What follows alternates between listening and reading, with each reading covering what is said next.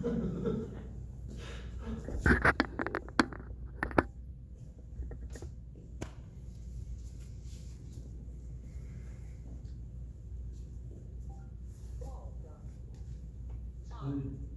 message I have in that,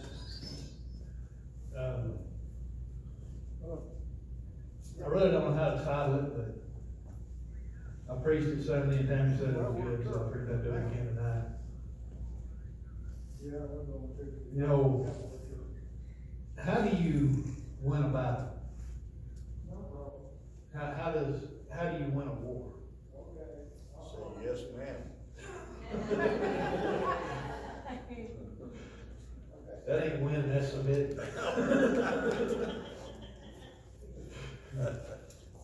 When they go to war, the way they win is they divide and conquer. They split them up into smaller groups and conquer them. And you know, that's kind of what they're doing here in the United States. They're dividing us. They're splitting the country. Yes. And they split it between two political parties. Yes. And they're trying to destroy us. And if they're successful at this division, that's what will happen. And you know, that's what the devil does. He tries to divide the church. And, you know, we've been to a lot of churches over the years, and we see a lot of different things. And, you know, you get churches where you get some people that it's too hot. It's too cold. The chair's too hard. The pews are too soft. There's always division in the church. Well, I don't like the way they're dressed, or I don't like the way they talk. I mean, there's always all this stuff in the church. You know, the devil doesn't have to destroy the church. We do it ourselves. He just gives us the open door and we divide the church. We split it up. And that's why so many churches are closing today, is because of the division. We need to be united. We all need to be on the same page. Regardless of what we think about somebody else, or what we think about the chairs, or we think about the temperature, we need to come to the house of God to worship God. We should all be in unity about worshiping God. But unfortunately, so many churches have become social clubs. And you go into them and you notice you got this group of people over here that don't talk to this group of people over here. Well, we should all be talking together. We should all come together as one family. Come expecting. Exactly. Come expecting.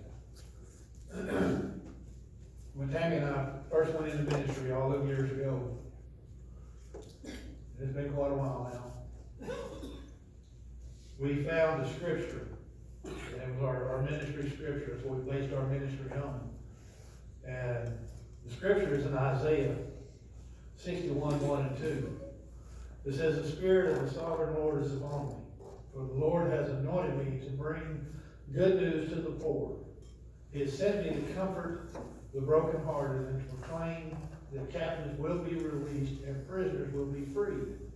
He has sent me to tell those who mourn that the time of the Lord's favor has come, and with it, the day of God's anger against their enemies."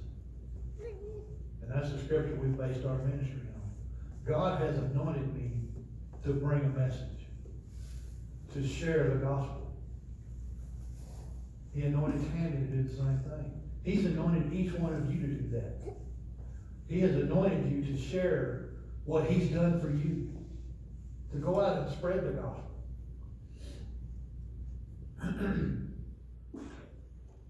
Sent me to comfort the brokenhearted and to proclaim that the captives will be released. You know,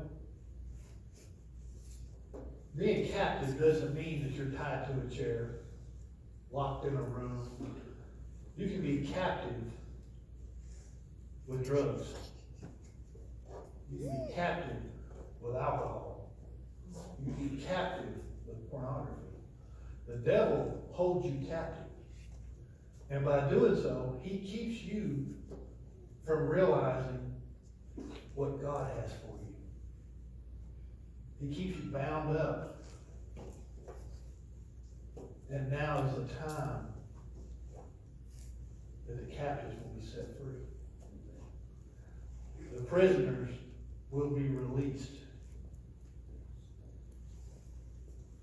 And if you think you're not a prisoner to a bottle of alcohol, then you've never been an alcoholic. Because I'll guarantee you, when you become an alcoholic, you're a prisoner to that bottle. It dictates your everyday. It dictates your life. You become a prisoner to drugs. You become a prisoner to pornography. You become a prisoner to cigarettes. You become a prisoner to these things. If you're sitting in church thinking about your next cigarette instead of thinking about God, you're a prisoner to that cigarette. If you're sitting there thinking about what football game is on tonight, you're a prisoner to that football game. But God said it's time to be freed, to be released from those things. It's time to shake off those shackles. Amen. To be set free. And only God can do that. You know, I quit drinking. I said I drank for 19 years. I probably quit drinking 19,000 times. Every time the bottle run out, I quit. Till I got another one. But then God set me free. Amen. In November of 2002, He took those chains off of me. He took those shackles off of me. And He set me free. And because of that, I get to stand up here today and let all y'all look at me. All y'all staring at me like I'm crazy.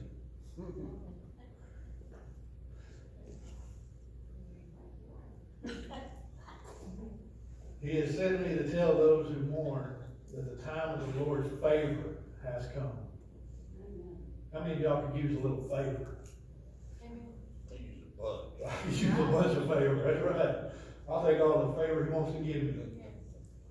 You know, we always pray that God will bless us abundantly so that we can be a blessing to others. Amen. You know, I'm a firm believer in paying it forward. Yes. But God gives to me, I believe in giving out. Yes. And because of that, He blesses me. Yes. Amen. You know, and one of the biggest things is paying time. You know, I went to the bank today to get the money out to pay tithes tonight. And when I pulled up to the ATM, Nancy says, "What are you getting out?" I said, "Well, I'm getting the tithe out." I said, "Whether we can pay the bills or not, the tithe's gonna be paid. We're gonna make sure God gets His part of it. Because then He'll make sure we get our part of it. He'll make sure we're taken care of. He always has. I have no doubt that He'll continue. And the day of God's anger against their enemies. So all these people that have come against you, all these people that have done you wrong, you don't have to worry about it. God's going to take care of it. When God takes care of it, when we release it to Him to take care of it, He'll handle it. Sometimes it's hard to let it go. I'd like to see it. You would. You'll see it. In His time. Yeah, amen. And that's the hardest thing, is His time. You know, we as humans base our time by daylight and dark. You know, when it's daylight, it's day. When it's dark, it's night. When it's daylight, it's the next day. That's how we base our time. You know what? In heaven, there is no dark. It's all daylight. So whenever it's God's time, it's His time. He don't base His time like we do. Unfortunately. And that's why we have such a hard time waiting. Because it's hard to wait. I mean, I'm a fairly patient person about some things, but waiting is not one of them. I don't like to wait on somebody. I don't like to wait for things things to happen. Yeah. But now, I am the kind of person that I'll show up an hour early and wait. Yes.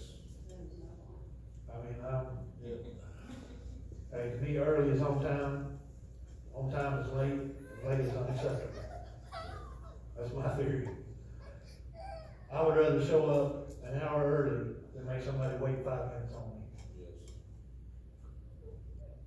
But we have to learn to wait on God. Like I said, that's hard to do sometimes, because we won't want it now.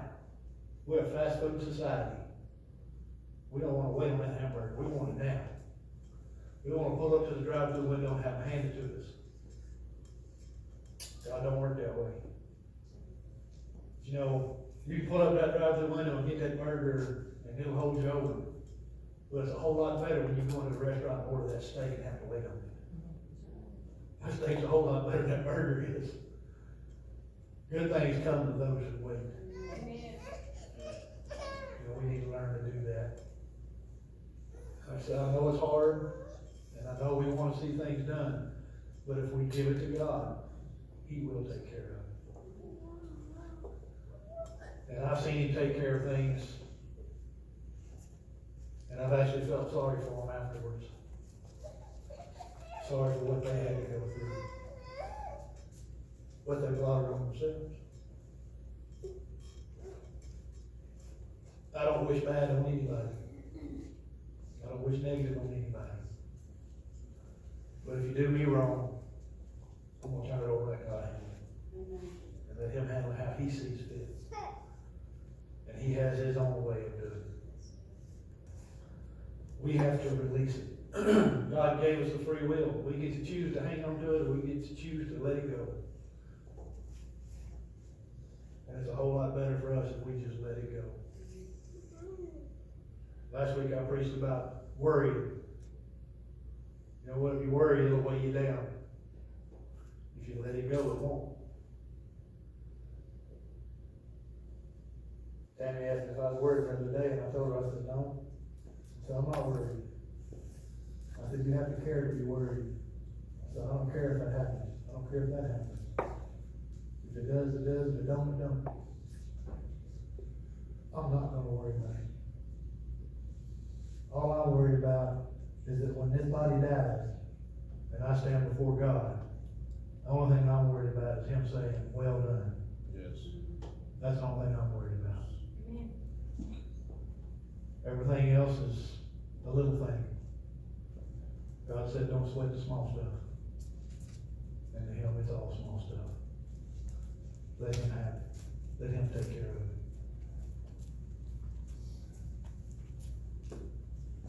So we need to lighten up. We need to shake off those chains. Shake off those burdens. Shake off those worries. We need to lighten up. Because God's still in control. Amen. No matter how much they try to divide us, no matter how much they try to come against us, God is still in control. Amen. I haven't found anywhere in the Bible that says He stepped down off the throne. My Bible says He's the King of Kings, Yes. the Lord of Lords. He's still in charge. And He's still going to make the way. If you need a blessing, He owns the cattle on 1,000 hills. He owns it all. And He wants to give it to those who ask for it. Those who will accept it. I've heard people say they don't accept charity. It's not charity, it's from God. They don't want to accept charity because it comes from somebody else. But you know what? God will use somebody else to bless you. Exactly. It ain't charity, it's a blessing. Yes. And we need to learn to accept those blessings. And we need to learn to be a blessing. To reach out. We're supposed to be God's arms reaching in this world. And we need to start reaching out to those that need help. A lot of these organizations, they throw this big dinner, Christmas, for the homeless. What about the rest of the year? They don't just eat one day a year. I don't eat just one day a year. That's obvious.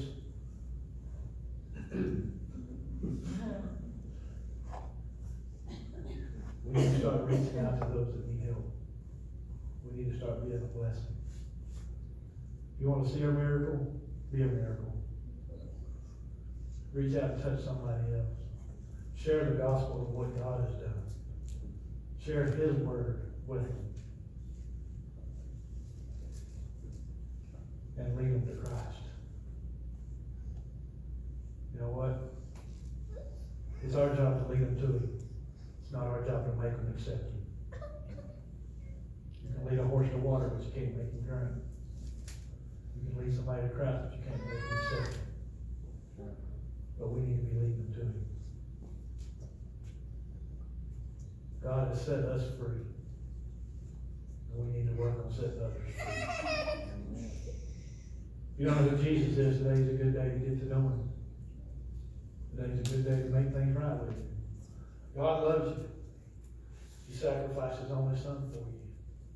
John 3:16 says, "For God so loved the world, that He gave His only begotten Son, that whosoever believes shall not perish but have everlasting life." God loves you. He wants you to have everlasting life with Him. And He wants us to be a blessing to others.